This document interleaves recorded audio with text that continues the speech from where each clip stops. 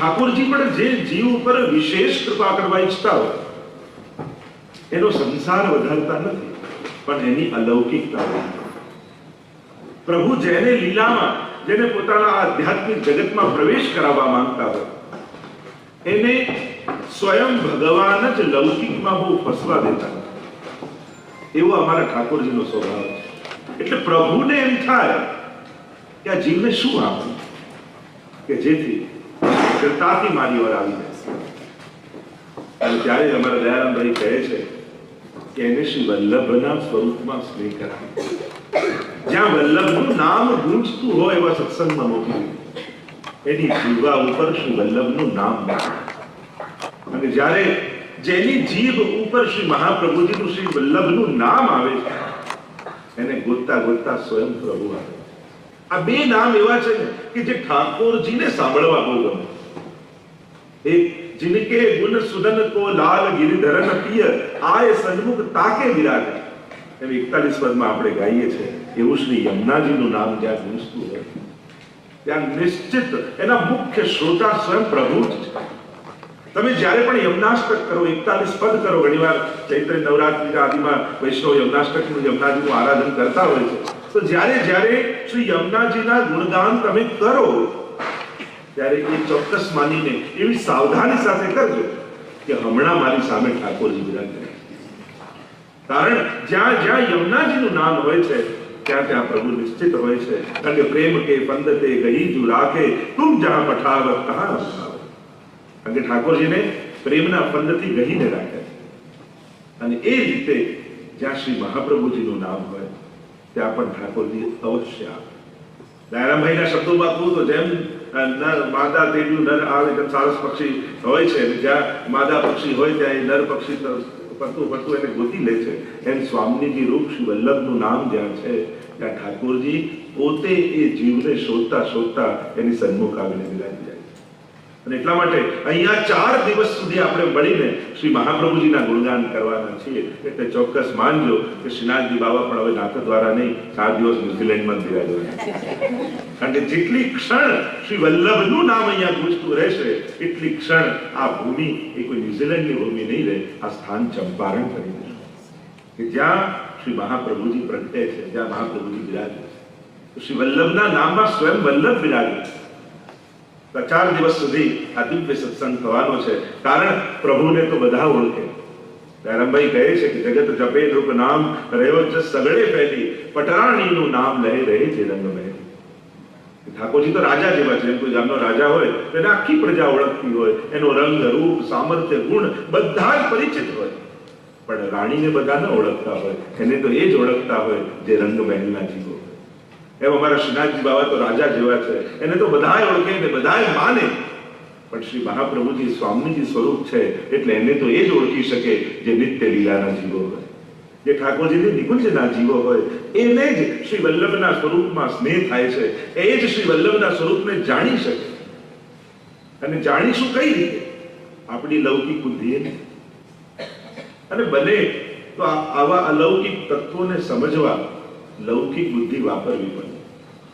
કારણ કે આ બધા લૌકિક વાણી અને બુદ્ધિથી પર છે. તો જે વિષયના ગ્રંથો યા પુસ્તકો તમે વાંચતા હો એ બુદ્ધિ વાંચો.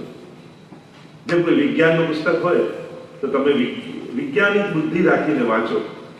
ત્યારે ફૂલની સુંદરતા પર ચર્ચા ના હોય, ત્યારે તેનું ડિસેક્શન કરીને એમાં કયા રંગ કઈ રીતે તત્વો છે એની ચર્ચા કરવાની હોય. ત્યાં કોઈ કવિતાની વાત કરવા જાય તો વિષયાંતર લાગે.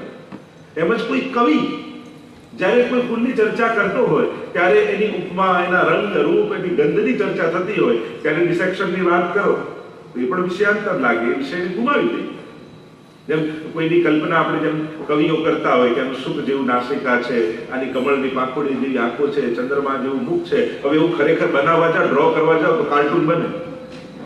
કવિની ઉપમા પ્રમાણે કોઈ ચિત્ર ડ્રો કરવા જાવ તો કાર્ટૂન જેવું લાગે. કોઈની ચંદ્રમા જેવું મુખ બનાવો, સુખની ચાંદ જેવી નાસિકા બનાવો, કમળની પાંખોડી આંખ બનાવો તો કાર્ટૂન જ બને. પણ ત્યારે ઉપમાથી સમજવાનું હોય. એમ જ જ્યારે આધ્યાત્મિક તત્વોની ચર્ચા થતી હોય, આધિદૈવિક તત્વોની ચર્ચા થતી હોય, આપણા ધાર્મિક ગ્રંથોની જ્યારે ચર્ચા થતી હોય ત્યારે ધર્મ બુદ્ધિ રાખી, આધિદૈવિક આધ્યાત્મિક બુદ્ધિ રાખી અને પછી જ એ વિષયને સમજવાનો પ્રયાસ કરે. આપણે શું કહીએ, ધર્મ ગ્રંથોમાં વિજ્ઞાન ગોતવાથી, ધર્મ ગ્રંથમાં ફાઇનાન્સ ગોતવાથી. હવે છે આધ્યાત્મિક તત્વો જે આ બધાથી મન બુદ્ધિ ઇન્દ્રિયોથી પર કરનારી વાત જેમાં છે, એમાં તમે વિજ્ઞાન ગોતવા જશો, એમાં તમે વ્યવહાર ગોતવા જશો તો વિષયાંતર થઈ જશે. તમે એને ન્યાય નહીં આપી શકો. એક વકીલને કોઈએ પૂછ્યું કે રામાયણ મહાભારત વાંચી? હા, વાંચી છે ને, મેં બંને ગ્રંથો વાંચ્યા છે. એકમાં લેન્ડનો કેસ છે ને એકમાં અપહરણનો કેસ છે. તો વકીલની ચોપડી આપો તો એને મને કેસ જ દેખાય કે રામાયણમાં અપહરણ થયું ને મહાભારતમાં જમીન માટે ઝઘડો થયો. પણ ત્યારે વકીલ બુદ્ધિ રાખીને વાંચવા જાય તેને ન્યાય ના જ આપી શકે.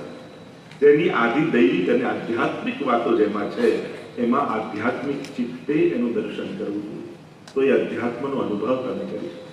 ઘણીવાર આપણને જ્યારે અન્ય બુદ્ધિ લઈને જ્યારે ગ્રંથ ખોલીએ છીએ તો ઉલટાનો ભગવાનના દોષો દેખાવા લાગે છે. આવું કેમ કર્યું ભગવાને, રામ કેમ કર્યું, ભગવાને સીતાજીની પરીક્ષા કેમ કરી, સીતાજી કે મને જરાય વાંધો નથી પણ ગામના લોકોને વાંધો આવી જાય. કોઈ પૂછે ને અગ્નિ પરીક્ષા સીતાજીને પૂછો તમને વાંધો કે ના, મારે તો 7 જન્મ સુધી રામ જ જોઈએ. પણ જેને આંદોલન જ કરવા છે તો એને તો વિષય મળવાના જ. એટલે કે આધ્યાત્મિક ગ્રંથોમાં જ્યારે તમે વ્યવહાર બુદ્ધિ, વિજ્ઞાન બુદ્ધિ, લૌકિક બુદ્ધિ ગોતવા જાઓ છો ત્યારે તમે એને પૂરો ન્યાય નથી આપી શકતા. એટલે જે વિષયનો ગ્રંથ લીધો હોય યા પુસ્તક યા તમે જે પણ વાંચતા હો ત્યારે એ બુદ્ધિ જ વાંચવું હોય ત્યારે જ એનો પૂરો ન્યાય થઈ છે. વિજ્ઞાનની પુસ્તકમાં તમે શું આ બધાને કાપીને છેદ જુએ છે, ડિસેક્શન કરે છે, એના કરતા કવિતા લખે ને સુગંધ લેતો, પણ એને ડિસેક્શન જ કરવાનું છે. એ એના માટે જ એ પુસ્તક ખોલીને બેઠો છે. એમ કવિતામાં કવિતાની બુદ્ધિ જ લખાય, એમ ધાર્મિક ગ્રંથોમાં ધર્મ બુદ્ધિ રાખવી. ત્યારે જ એના અર્થઘટનો ધર્મ બુદ્ધિથી થાય અને એના મુખે જ અને એના લખેલા જ ગ્રંથો વાંચવા જોઈએ જેને ધર્મ બુદ્ધિથી લખ્યા હોય, આધ્યાત્મિક બુદ્ધિથી લખ્યા હોય. ભાગવતજી જેવા ગ્રંથો, સુખદેવજી જેવા જ્યારે ગાતા હોય કે જેને યમ પ્રવજંતમ અનુપેતમ અપેત કૃત્યમ દ્વૈપાયનો વિરહકાત રાજુભાવ પુત્રેતિ તન્મય તયા તરવો વિનેદુ તમ સર્વભૂત હૃદયમ મનિમાનતોસ્મિ. જે સર્વભૂત હૃદય છે, જે ઈશ્વર સિવાય બીજું કાંઈ જોતો જ નથી, સ્ત્રી નથી, પુરુષ નથી, જીવ નથી, જંતુ નથી, વૃક્ષ, એને કોઈ ભેદ દેખાતા નથી, એવા સુખદેવજી જ્યારે ભાગવતજી ગાતા હોય અને એમાં આપણે લૌકિક બુદ્ધિ કાઢીએ કે આમ ભગવાને આમ કેમ કર્યું, આ કેમ કર્યું, આ કેમ કર્યું, અરે કોણ ગાઈ રહ્યું છે એ તો જુઓ. કારણ કે ગ્રંથને પૂરો ન્યાય ત્યારે જ મળે જ્યારે ગ્રંથના કર્તાના લેવલ પર આવીને પછી એ ગ્રંથને જોઈએ. જ્યાં સુધી એ ગ્રંથ જેણે રચ્યો છે એનું જે આધ્યાત્મિક લેવલ છે એ લેવલ પર નથી આવતા ત્યાં સુધી એ ગ્રંથ વિશે કોમેન્ટ કરવાનો આપણને અધિકાર નથી. કારણ કે કઈ આધ્યાત્મિક લેવલ પરની આ વાત છે, કઈ દ્રષ્ટિ એમણે જોયું છે, શું એમનું લેવલ છે. આપણે જે વિચારીએ છીએ એવો એમને વિચાર પણ આવતો નથી. એ લેવલ પર જઈને બેઠા છે અને આપણે આપણી લૌકિક બુદ્ધિ જ્યારે કોઈ વસ્તુ કહીએ છીએ, આમ કરતા ભગવાને આમ કર્યું હોય તો ઘણાને સેવા કરવી હોય પણ સલાહકાર કરી તો પ્રભુના એડવાઇઝર જો મને બનાવ્યા હોય તો આ દુનિયામાં જરાય વાંધો ના આવે. તો ભગવાને જે કર્યું છે બધું જ જાણે. લોકોના તો ભગવાન માટેના લોજિકો એવા, એ પ્રભુ આજ વરસાદ ના પાડતા કપડા સૂકવે તો એના કપડા પાછળ ભગવાને ભૂગોળ ખગોળના નિયમો કરી નાખ્યું. એ કપડા પાછળ તો એમને વરસાદ નહીં પાડવાનો. આમાં નવા દુકાળ વધે તો આપણું તો માંગણી જેવી હોય છે કે ભગવાનને ચક્કર આવી જાય, એના 4 કપડા પાછળ ભગવાને વરસાદ નહીં લાવવાનો. તો ઘણી વાર આપણે આપણા જ વિચારો પર ચિંતન કરીએ તો આપણને શું આવે. તો આ જે વિષય લઈને આપણે બેઠા છે સર્વોત્તમ સ્ત્રોત, ઘણા બધા ગ્રંથો પુષ્ટિ માર્ગમાં છે, સ્તોત્રો ઘણા બધા છે, પણ સર્વોત્તમ કેવલ આને કહેવાય જે સર્વદા સર્વથી સર્વત્ર ઉત્તમ હોય એ જ સર્વોત્તમ હોય છે. ઘણા અમુક સમય માટે ઉત્તમ હોય પણ સર્વદા ઉત્તમ ન હોય. કોઈ વ્યક્તિ છે ને આ સમયે કામનો પણ એ કાયમ કામનો ના આવ્યો. ઘણા એક જગ્યા ને અમુક જગ્યા માટે ઉત્તમ હોય પણ સર્વત્ર ઉત્તમ ના આવ્યો.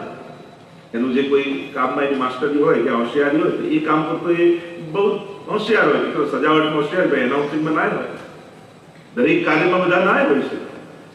પણ આ તત્વ કેવું છે? સર્વદા સર્વથી અને સર્વત્ર ઉત્તમ. અને એ તત્વ શ્રી વલ્લભનું તત્વ, એના ઉપર આપણે ચર્ચા કરવાની છે.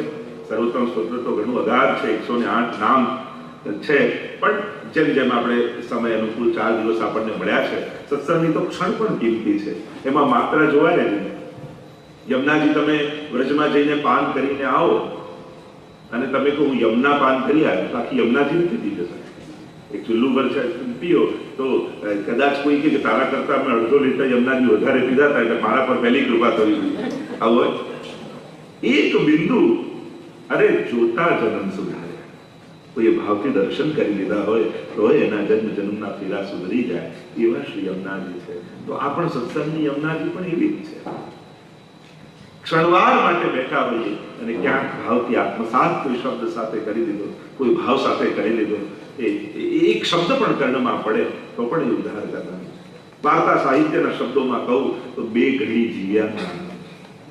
બે ભગવતીઓ ભેગા થયા ને કુવાની પાર ઉપર, અને એવો સત્સંગ ચાલ્યો, એમના હાડકા સુદ્ધામાં કાણા પડી ગયા અને કુવાની પાર પર લખીને ગયા કે 2 ઘડી જીવ્યા. આ 2 ઘડી જીવ્યાનો આનંદ. સત્સંગ એ જીવન છે, બાકી તો બધું જીવન નિર્વાહ તો ચાલે છે. લાઈફ સ્ટાઇલ સુધારવાની કોશિશ તો બધા જ કરે છે, લાઈફ સુધારવાની કોશિશ આપણે કરી રહ્યા છીએ. આ જીવનને ઉન્નત કરવાનો પ્રયાસ કરી રહ્યા છે. બાકી બધા જ પ્રયાસો લાઈફ સ્ટાઇલ માટે હોય છે કે આપણું જીવન સ્તર સુધારવાની કોશિશ હોય. જીવન સુધારવાની ક્ષણો ઘણી ઓછી હોય. ભાગ્યોદયેન બહુજન્મ સમર્જિતેન સત્સંગમં ચ લભતે પુરુષો યદા. ભાગવતજી પણ કહે છે ભાગ્યોદયેન બહુજન્મ સમર્જિતે. ભાગ્યનો ઉદય થાય ને ત્યારે સત્સંગ મળે. એટલે આપણે બધા ખૂબ ભાગ્યશાળી થયા છે કે ઠાકોરજીની કૃપા આજે આપણા પર થઈ કે આપણે બધા સત્સંગમાં બેઠા છે. તો આ વિશેષ કૃપાનો અનુભવ આપણે પ્રતિપલ કરીશું. એક એક શબ્દો, શ્રી મહાપ્રભુજીના એક એક નામ એવા પરમ અલૌકિક છે કે જેનું ઉચ્ચારણ, જેનું શ્રવણ પણ કૃતાર્થ કરનારું છે. તો આ સર્વોત્તમ સ્તોત્ર, જો આપણે ત્યાં ગ્રંથો અને સ્તોત્રો, પુષ્ટિમાર્ગનો એવો વિવેક છે કે ઉપદેશાત્મક ગ્રંથો અને વિરહાત્મક ગ્રંથો આ ઠાકોરજીની સન્મુખ નથી ગવાતા. ઘણી વાર લોકો પૂછતા પણ હોય છે સિદ્ધાંત દ્રશ્ય ઠાકોરની સન્મુખ કરાય, નવરત્ન કરાય, તો જેમાં ઉપદેશ હોય એ ઠાકોરજી આગળ નથી કરતા. કારણ કે ઉપદેશ આપણા માટે, જેમાં ગુણગાન હોય, સ્તુતિ હોય, એ પ્રભુ આગળ કરાય, લીલાના વર્ણન હોય એ પ્રભુ આગળ ગવાય. અને બીજું વિરહ ઠાકોરજી આગળ નથી કરતા. કારણ કે ઠાકોરજી સામે બિરાજતા હોય, ઠાકોરજીને એમ થાય કે હું સામે બિરાજું તો રડે છે કે વિરહ કોનો કરે છે, સામે તો છું. પણ પુષ્ટાયેલા સેવ્ય જે ઠાકોરજી એમ ત્યાં સત્સંગમાં કરી છે. સત્સંગમાં પ્રભુ સત્સંગ માટે જ બિરાજેલા હોય છે. અને એટલા માટે ગ્રંથ જેમાં ઉપદેશ હોય, ઠાકોરજીની આગળ આપણે કોઈ ચિંતા કાપી ન કરે. ઠાકોરજી મને તો જરાય નથી, તું ના કરીશ અને તારી ચિંતા મને થઈ જશે. એટલે પ્રભુને કહેવાની કે જરૂર, સંભળાવવાની જરૂર ના હોય ચિંતા ના કરતો પ્રભુ લૌકિક ગતિ નહીં કરે. ગીતાજી પણ સંભળાવીએ ઠાકોરજીને તો પ્રભુ કે મને તો મોડે જ છે, આ બધું તું કર, મને તો યાદ જ છે. પણ વિધાન છે, અમુક ગ્રંથો અને સ્તોત્રો પ્રભુ શ્રવણ કરીને પ્રસન્ન થાય છે. તો જ્યાં સ્તુતિ અને ગુણગાન હોય પ્રભુ આગળ કરીએ, ઉપદેશ હોય એ આપણા સમજવા માટે. સર્વોત્તમ સ્તોત્ર કહ્યું છે, સ્તુતિ છે. જેમાં સ્તુતિનું વર્ણન હોય એને સ્તોત્ર કહેવાય, જેમાં ગુણગાન. થોડોક પરિચય પ્રસ્તાવના રૂપે બાંધી દો એટલે આપણે સર્વોત્તમ સ્તોત્રનો પરિચય થઈ જાય. આપણે ત્યાં તો સર્વોત્તમ સ્તોત્રને વૈષ્ણવની ગાયત્રી કહેવાય છે કે નિત્ય. એમ વિધાન શાસ્ત્રોમાં તો એવું છે કે બ્રાહ્મણ 3 દિવસ ગાયત્રી ન કરે તો એને પાછું જનોઈ લેવી પડે. એટલે કે સર્વોત્તમ સ્તોત્ર એ અનિવાર્ય પાઠમાં છે.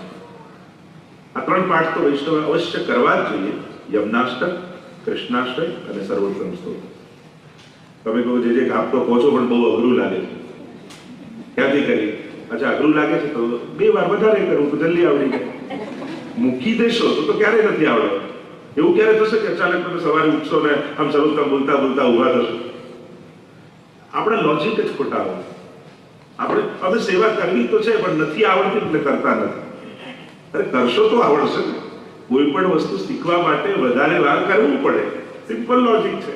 આપણે મૂકી દઈએ નથી આવડતું એટલે નથી કરતા. કેટલો રોંગ લોજિક કહેવાય. તો નથી આવડતું નથી કરતો એવું તો ક્યારે થવાનું નથી કે આવડી જશે પછી કરીશું તો એક દિવસ જરૂર આવે છે. પણ ક્યારેય નહીં કરીએ તો ક્યારેય નહીં આવે. અને એટલા માટે જે વસ્તુ નથી આવડતી એને વધારે વાર કરવી જેથી આવડી જાય. પણ એમ મૂકી દેશો કે ના આવડે પછી કરીશ, એવું તો ઘણી વાર કહું સ્વિમિંગ પુલમાં કોઈ એમ કે ના તરતા આવડે પછી જ કૂદવું, તો ક્યારે નથી આવડતું. એમ મને પાકું તરતા આવડે પછી જ પાણી નડી, એ પહેલા તો પાણીને અડવું જ નથી, તો ક્યારે આવડે? પાણીમાં કૂદે, છપછપિયા કરે, ડૂબકી મારે તો તરતા આવડે. પણ કોઈ એમ કે ના પાકું આવડે પછી જ અડવું, તો એ ક્યારે થવાનું? અને એટલા માટે પ્રયાસ કરો, ઉત્તમતા પામવાનો પ્રયાસ દરેકે કરવો જોઈએ. બે પ્રકારના લોકોએ અમને તો આટલું આવડે ને આટલું કરીએ, અને બીજા એવા કે ના મહાપ્રભુજીની આજ્ઞા છે તો ઠાકોરજીને ગમે એ શીખીને મારે કરવું, કે જેનાથી પ્રભુ પ્રસન્ન થાય, મારા ગુરુ શ્રી વલ્લભ પ્રસન્ન થાય, એ રીતે મારે કરવું. તો એક સાદી વાત છે, આવડે એટલું કરી લેવું. અને બીજી વિશેષ વાત છે કે ના જે કરવું જોઈએ એને શીખી લો. મને કેમ ના આવે? ઠાકોરજીની કૃપા થશે તો ચોક્કસ આવડી જશે. અને નિશ્ચિત વાત છે, કરતા હશો ને, કરતા કરતા ક્યારે શીખી જશો ને તમને ખબર નહીં પડે. પણ પેલું બેસીને ગોખવા બેસો તો ક્યારે નહીં ગોખાય. ખરું તો શીખી જવામાં આનંદ નથી હોતો, શીખતા રહેવામાં આનંદ આવે છે. દરેકે કંઈક કંઈક શીખતા રહેવું, જેથી કંઈક એ પ્રસન્નતા, જો આજે હું આ શીખ્યો, આજે મેં આ જાણ્યું, નવું જાણવાનો આનંદ બન્યો રહે. અને જેને એમ થાય મને બધું આવડી ગયું તો આનંદ જ જતો રહે. અને એટલા માટે એ કુતૂહલતા બનાવી રાખે. સેવામાં પણ કોશિશ કરવી કે ના મહાપ્રભુજીની આજ્ઞા છે એ રીતે મારે લાલ લડાવવા છે ઠાકોરજી, મારે એ રીતે કીર્તન શીખવા છે. ભલે ગાઈ ના શકું તો વાંચીશ, અષ્ટસખાના 2 કીર્તન ઠાકોરજી આગળ રોજ વાંચીશ. તો વાંચતા વાંચતા ક્યારેક ગાતા પણ થઈ જશે. પણ મનમાં એવું જ માનીને બેસી જશું કે ના અમને નથી આવડતું અને મને જે ફાવે એવું જ કરું, તો ક્યારે વિકાસ નહીં થાય, ક્યારે આગળ ગતિ નહીં થાય. એટલે કોશિશ કરવી કે દર અઠવાડિયે કંઈક નવું એક કીર્તન અષ્ટસખાનું ઠાકોરજી આગળ જરૂર જાય વાંચીશ. તો એ કરતા કરતા જે દિવસે અષ્ટસખાની વાણીમાં પ્રવેશ થઈ જશે, બાકી બધું ફીકું લાગવામાં. તો ઉત્તમતા પામવાનો પ્રયાસ જીવે સતત કરવો, ઉત્તમ બનવાની કોશિશ કરવી. ભક્તમાં પણ અત્યાર શું થઈ ગયું કે લોકો લોજિકો એવા, પ્રભુ તો ભાવના ભૂખ્યા, એટલે જે ભાવથી કરો મિશ્રી ધરો તો 56 ભોગ માની લે. તને એમ કહી ગયા ઠાકોરજી, તમને પર્સનલી આવીને કહી જાય તો પછી માનજો. કોના ભાવના? ભગવદીઓના ભાવના. અને એ ભાવથી મિશ્રી ધરે એ તો ઠાકોર જરૂર 56 ભોગ આવ્યો, પણ આપણે ભગવદી થઈ નથી ગયા, આપણે બધા ભક્ત બનવાની પ્રોસેસમાં છે. પત્રમ પુષ્પમ પર લોકો શ્લોકે ગોતી લાવ ગીતાજીમાંથી, ભાગવતજીમાંથી. યો મે ભક્ત્યા પ્રયચ્છતિ તદમ ભક્તિ રૂતમ અસ્નામિ પ્રયતાત્મન. જે ભાવથી ભક્ત મારો મને પત્ર પુષ્પ ફળ જે પણ ધરે હું આરોગું છું, કોના? ભક્તના. હા, અહીંયા બેસેલા કોઈ એમ લાગતું હું પરમ ભગવદી છું તો વાત જુદી, પણ એવું લાગતું કે હજી એવો ભાવ નથી, તો પછી આપણે બધા વિધાનોને ફોલો કરવું જોઈએ, એ પ્રોસેસ કરવી જોઈએ. કારણ આપણે ભગવદી નથી થયા એટલે આ બધું કરવું પડે છે. જે દિવસે એ ભગવદીની કેટેગરીમાં આવી જઈશું, પછી ભાવથી મિશ્રી ધરશું તો 56 ભોગ સંધિને આરોગશે. અને એટલા માટે સાચા હૃદયથી હોય તો બરાબર છે, પણ ઉત્તમતા શીખવાથી કરવાથી બચવા માટે જયારે આપણે આ વાત કહીએ ને કે પ્રભુ ભાવના ભૂખ્યા, એમાં ક્યાંક આપણે આપણી જાતને જ છેતરી. એટલે ભાવના ભૂખ્યા કરી હું આ બધું કઈ નહીં કરું તો ચાલશે, એનો અર્થ એમ થાય ચોખ્ખો. તો એ ક્યાંક પોતાની જાતને છેતરવાની વાત આવે છે. કોશિશ એ કરવી કે મને કેમ ના આવે, હું શીખીશ, હું પ્રયાસ કરીશ. હા, અહીંયા જેટલો સમય જોઈએ અનુકૂળતા એ પ્રમાણે. ઉત્તમતા કરવા માટે વધારે સાધનો કરવા એવું નથી હોતું. જે મિશ્રી ભોગ બધે ધરતા હોય, આપણે વધારે ન ધરતા તો ત્યારે કોઈ મોટો ઉત્સવ આવે તો એની કેસરી કરીને કરી શકીએ ને, કેસરવાળી કરી સહેજ કંઈક અધિક અને ઉત્તમ કરવાનો પ્રયાસ. તો એમ લાગે ઉત્સવ છે આજે વિશેષ કંઈક કરીએ. તો સર્વોત્તમ સ્તોત્ર જો આછો પરિચય આપે. શ્રી મહાપ્રભુજી 52 વર્ષ આ ભૂતલ પર બિરાજ્યા. આપનો આ ભૂતલ પર બિરાજવાનો વર્ષ 52 વર્ષ મહાપ્રભુજી ભૂતલ પર બિરાજ્યા.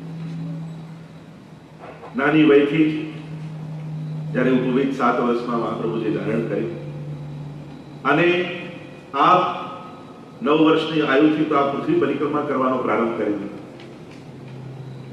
ત્યાં દિગ્વિજય કર્યો. એની પર કથા આપણે જ્યારે કનકાભિષેકનો આનંદ કરીશું ત્યારે એનો પણ દર્શન આપણે કરીશું, કઈ રીતે શાસ્ત્રાર્થમાં દિગ્વિજય આદિ કરે. 3 વાર મહાપ્રભુજીને ભગવદ આજ્ઞા થઈ કે આપ હવે લીલામાં પાછા પધારો. 3 વાર ભગત આજ્ઞા, અને એ 2 વાર આજ્ઞા ન માની શક્યા એનો ખેદ મહાપ્રભુજી, કારણ મહાપ્રભુજી હજી દૈવી જીવને શરણે લેવાના હતા, ભાગવતજી પરની ટીકાઓ પ્રગટ કરવાની હતી, જે માટે આપ ભૂતલ પર પધાર્યા હતા એ કાર્ય હજી બાકી હતું. એટલે 2 આજ્ઞા મહાપ્રભુજી ઠાકોરજીની ન માની. આજ્ઞા જાતા પૂર્વક ગંગા સાગર સંગમે યાગથી પશ્ચાત મધુવને અંતઃકરણ પ્રબોધ નામનો મહાપ્રભુજી ગ્રંથ લખ્યો છે.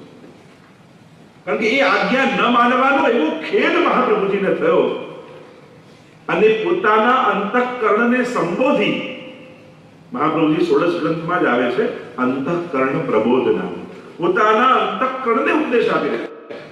अंतःकरण मद वाक्यम सावधान तया शुनि कृष्ण कृष्णात् परम नास्ति दैवम वस्तुतो दोष वर्जितम चांडाली चेद राजपत्नी जाता रागना च मानिता कदाचित अपमाने वा मूर्धकाक्षतेर भवे. અદ્ભુત ગ્રંથ, અદ્ભુત ગ્રંથ. આપણને ઘણીવાર 16 ગ્રંથમાં શું 2-4 ગ્રંથો જાણતા હોય, સાંભળતા હોય, નવરત્ન, કૃષ્ણાશ્રય, સિદ્ધાંત, પણ આ બધા ગ્રંથો પણ બહુ સમજવા જેવા. અદ્ભુત ગ્રંથ છે અંતઃકરણ પ્રબોધ. પોતાના, કારણ બાકી બધા ગ્રંથો કોઈ ને કોઈ વૈષ્ણવને નિમિત્ત બનાવીને મહાપ્રભુજી ઉપદેશ આપ્યો, પણ અંતઃકરણ પ્રબોધ એવો ગ્રંથ છે કે જેમાં મહાપ્રભુજીએ સ્વયં પોતાના અંતઃકરણને ઉપદેશ આપ્યો. અને જ્યારે કોઈ પોતાની સાથે વાત કરતો હોય એનો આનંદ કંઈક જુદો છે. પોતાના અંતઃકરણને ઉપદેશ આપ્યો. કારણ કે 2 આજ્ઞા ન પાડી, તમને ગંગા સાગરમાં આજ્ઞા થઈ, મધુવનમાં આજ્ઞા થઈ. સ્વયં ઠાકોરજીએ કહ્યું, હવે શ્રી વલ્લભ આપનો વિરહ મારાથી સહન થતો નથી, આ ફરી લીલામાં. અને જ્યારે 3જી આજ્ઞા થઈ ત્યારે મહાપ્રભુજીને કહ્યું કે હવે ઠાકોરજી બોલાવી ગયા. ત્રિદંડી સંન્યાસ ગ્રહણ કરી મહાપ્રભુજીએ 40 દિવસ સુધી અનશન વ્રત, મૌન વ્રત. શ્રી મહાપ્રભુજી બનારસમાં ગંગાજીના ઘાટ ઉપર, હનુમાન ઘાટ પર એક ગોપીને ધારણ કરીને બિરાજ્યા છે. મૌન વ્રત લીધું છે. 40 દિવસ મહાપ્રભુજીને વ્રત ધારણ કરે થઈ ગયા. અને જ્યારે બધાને સમાચાર મળ્યા છે કે શ્રી મહાપ્રભુજી હવે લીલામાં પધારવાની તૈયારી કરી રહ્યા, અને ત્યારે આપના બંને લાલજી, ગોપીનાથજી અને ગુસાઈની નાની વયના આવ્યા છે. મહાપ્રભુજી બિરાજ્યા છે તે ગંગાજીના ઘાટ પર. સાષ્ટાંગ દંડવત પ્રણામ કરી અને વિનંતી કરી કે અમારા માટે શું આજ્ઞા છે. મહાપ્રભુજીએ મૌન વ્રત લીધેલું છે એટલે પોતાની આંગળીથી એ ગંગાજીના પરમ પાવન ઘાટ પર પથરાયેલી રેતી ઉપર મહાપ્રભુજીએ શિક્ષા શ્લોકી નામનો ગ્રંથ લખી ઉપદેશ આપ્યો. યદા બહિર્મુખાયમ ભવિષ્યત કથમ ચ ન તદા કાલ પ્રવાહ હસ્તાદે ચિત્તાદયો સર્વથા ભક્ષયિષ્યતિ ઉષ્માનિતિ મતિર્મમ. અને જ્યારે મહાપ્રભુજી અદ્ભુત ગ્રંથ આ શિક્ષા શ્લોકી લખ્યો, યદા બહિર્મુખાયુયમ, જાણે સમગ્ર વૈષ્ણવ સૃષ્ટિનો ઉપદેશ આપતા હોય એમ લખ્યું કે જો તમે બહિર્મુખ થશો તો આ કાલના પ્રવાહમાં વહી જશો. પ્રભુની સન્મુખતા રાખજો. જો આ કલિકાલથી બચવા માટેનો એક જ ઉપાય છે, તમે વધારે કાંઈ બહુ સેવા કદાચ ન કરી શકો તો વાંધો નહીં, પણ ઘરમાં એક સંસ્કાર એવા જરૂર રાખજો. કદાચ રોજ થાય તો રોજ, નહીં તો રવિવારે રજા હોય ત્યારે ઘરના બધા જ લોકો ઠાકોરજીની સન્મુખ 5 મિનિટ આવીને બેસે. સન્મુખતા એ સૌથી મોટો સન્મુખ છે. કદાચ બહુ સાધના, આરાધના, પાઠ, કીર્તન તમે ન કરી શકો તો એટલું જરૂર કરજો કે પ્રભુની નજર મારે, એની દ્રષ્ટિ પડશે. જો આપણને એ દેખાશે ત્યારે, પણ એ મને જોઈ રહ્યો છે એવો ભાવ રાખીને પણ ઠાકોરજીની આગળ ઉભા રહો. 5 મિનિટ પણ એની સન્મુખતા રાખો. એની દ્રષ્ટિમાં મંગલ છે, એની દ્રષ્ટિમાં શુદ્ધતા છે, એની દ્રષ્ટિમાં આનંદ છે. એની દ્રષ્ટિ પડશે તો એ તમારા દુર્ભાગ્યો ટળી જશે. એક વસ્તુ યાદ રાખો, આપણે કોઈને મદદ કરી શકીએ છીએ પણ સુખી નથી કરી શકતા. તમે કોઈની ગમે તેટલી હેલ્પ કરો પણ એવી ગેરંટી નથી આપી શકતા કે આ સુખી થશે. સુખ તો કેવલ ભગવાન આપી શકે. અને એટલા માટે બીજું ભલે કાંઈ ન કરો પણ આટલું જરૂર આગ્રહ રાખજો. ઘણીવાર ભાઈઓ એમ કહેતા ગમે ત્યાં તો બધું જ થાય, પૂછે કોણ કરે છે? કે ઘરવાળા. તો ઠાકોરજી કેવલ ઘરવાળાના નથી, એ આખા પરિવારના માટે હોય. એટલે એટલો આગ્રહ પ્રભુની આગળ એમની સન્મુખ આવીને દંડવત કરવા. ચરણસ્પર્શ એક નિયમ એવો દરેક ઘરના સદસ્યનો હોવો જોઈએ કે ચલો શનિવારે આ રવિવારે જ્યારે પણ રજા હોય ત્યારે ઘરના બધા જ ભેગા મળી ઠાકોરજીના એ દિવસે ચરણસ્પર્શ જરૂર કરે, જાળી સાથે ભરે અને બને તો બ્રહ્મ સંબંધ મંત્ર ઠાકોરજી આગળ બોલીને ચરણારવિંદમાં તુલસી દળ સમર્પિત. બીજું વધારે કઈ ન કરો તો આટલું 5 મિનિટનું કાર્ય છે. આપણે ઇન્ડિયામાં જઈને દૂર દૂર જઈને જારી ભરવા જઈએ છીએ મહાપ્રભુજીના બેઠકમાં, પણ ઘરે ઠાકોરજી બિરાજે છે એમની જારી ક્યારે નથી ભરતા. એનું ફળ એ જ છે. ઘણી વાર શું થાય દૂર હોય ને એમાં ભગવાન મોટા લાગે.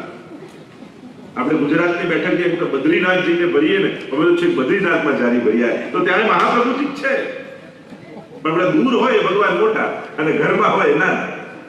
આ આપણી જે માઇન્ડમાં થઈ ગયું છે. તો ભગવાન એની સાઈઝ પ્રમાણે કૃપા નથી કરતા, એ તો ભક્તના ભાવની સાઈઝ પ્રમાણે કૃપા કરે. 4 ફૂટના ઠાકોરજી હોય વધારે કૃપા કરે, 1 ફૂટના ઓછી કરે એવું હોય. લોકો હવે ભગવાનની સાઈઝ વધારવામાં લાગે, ત્યાં આટલા મોટું કરું, ત્યાં આટલું મોટું. તો ભગવાનને મોટા કરવાની જરૂર નથી, શ્રદ્ધાને મોટી બનાવવાની જરૂર છે. આપણો ભાવ મોટો કરવાની જરૂર છે. પ્રભુની સાઈઝો વધારવાથી ભગવાન મોટા. એ તો અંગુષ્ઠ માત્રનું બાલકૃષ્ણજીનું સુરતમાં વિરાટનું સ્વરૂપ હોય તો એમાં એટલા જ ઠાકોરજી છે. અને એટલા માટે સન્મુક્ત મહાપ્રભુજીના આખરી વચન છે યદા બહિર્મુખાયુયમ ભવિષ્યત કથમ ચન તદા કાલ પ્રવાસ. જો તમે બહિર્મુખ થયા તો કાલના પ્રવાહમાં આવી જશો. ઘણી વાર લોકો ઠાકોરજી ઘરે પણ રહીએ તો પછી ફસાઈ ગઈ, બંધાઈ ગઈ. અરે ખરેખર ઠાકોરજી નથી ત્યારે જ ભય રાખવાની જરૂર છે, પણ બચાવનારો ઘરે આવી ગયો પછી તો નિર્ભય થઈ જવા. એ નથી ત્યાં સુધી જ ભય. લોકો ઠાકોરજીને ડરે, બાકી બધું નહીં, પણ ઠાકોરજીને ડર લાગે, અમને ભય લાગે. અરે પ્રભુ નથી ત્યાં સુધી જ ભય, પણ સાથે માથે સ્વામી આવી ગયો, બચાવનારો આવી ગયો પછી તો નિર્ભય થઈ જવા કે હવે મને બચાવનારો મારા ઘરમાં બિરાજે, હવે મારા માથે ઠાકોરજી બિરાજે. બંધન ત્યાં સુધી જ હતા વસુદેવજીને જ્યાં સુધી ઠાકોરજીને માથે નતા લીધા. જે ક્ષણે ટોપલામાં પધરાવીને વસુદેવજી માથે લીધા ને બધી બેડીઓ ખુલી, બધો ભય જતો રહ્યો, બધેથી માર્ગ મળી ગયો. એમ ઠાકોરજી તમારા માથે બિરાજશે ને જીવનમાં બધા જ માર્ગો આપમેળે મળી જશે. પ્રભુ નથી ત્યાં સુધી બધા જ બંધનો. અને એટલા માટે ભય ભગવાનનો ક્યારેય નહીં રાખવો. આપણા પુષ્ટિ પુરુષોત્તમ ક્યારેય કોઈનું અહિત કરતા નથી. અને એટલા માટે આપણે જે ઠાકોરજીથી ડરેલા છે, ઘણા લોકો મુસ્લિમમાં બહુ અઘરું, નહીં આ પ્રસ કરવી પડે, આ કરવી પડે, પેલું કરવું પડે. કોને એવું તમે દરેક માટેની વ્યવસ્થા છે. આપણે મર્યાદી વૈષ્ણવને જોઈ લીધા એટલે માનું કે બસ આવું કરીએ તો જ પુષ્ટિ માર્ગી થઈએ એવું નથી. એક માળા કરશો તોય તમે વૈષ્ણવ છો, એક યમનાષ્ટકનો પાઠ કરો તોય તમે વૈષ્ણવ છો, ઠાકોરજીને મિશ્રી ધરો તોય વૈષ્ણવ. બધું પર એક વાર પ્રભુનું નામ તમારા મુખમાં આવે તોય તમે ઠાકોરજીને એટલા જ વાલા છો. અને એટલા માટે કોઈ મોટા ભગવદીને જોઈને એમની પાસે લેવું કે આ જ પુષ્ટિમાં. હા, એવું ભાવ રાખો કે ક્યારેક આવી પણ ભક્તિ આપણે કરીએ, એમને આદર્શ બનાવાય. પણ ઘણી વાર મોટું મોટું જોઈને લોકો નાનું નાનું મૂકી દેતા હોય. એક માળા કરવાથી શું થાય, આ મસ્ત આમ સેવા કરવી જોઈએ, અપરસ કરવી, એટલું મોટું વિચારીને એક માળા કરવાનું મૂકી દે. તો એવું મોટું જોઈને પોતાનું નાનું નાનું નહીં છોડી દેવું, કંઈક ચાલુ રાખવું જેથી એક માળાથી ક્યારેક પાઠ તરફ જઈએ, ક્યારેક પાઠથી સેવા તરફ જઈએ અને એમ કરતા કરતા આગળ જવાય. પણ સાવ મૂકી દેશો ને તો પછી કઈ નહીં.